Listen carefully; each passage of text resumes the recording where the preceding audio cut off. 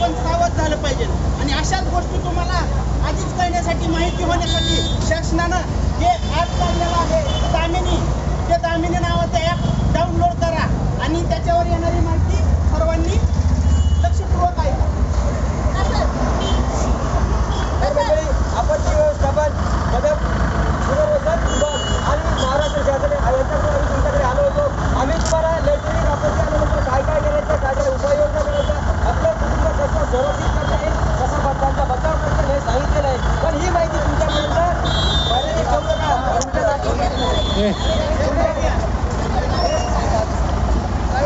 तुमच्या नातेवाईकांना सांगा, आसपासच्या लोकांना सांगा. विशेष म्हणजे तुम्ही ज्या ठिकाणी काम करता तिथल्या आपल्या सहकार्याने सांगा. कारण भविष्यात ह्या जर आपत्ती, ह्या जर घटना त्यांच्याबरोबर घडल्या तर त्यांना स्वतःचं कुटुंब सुरक्षित करता येईल, स्वतःचा बचाव करता येईल. जय हिंद, जय महाराष्ट्र.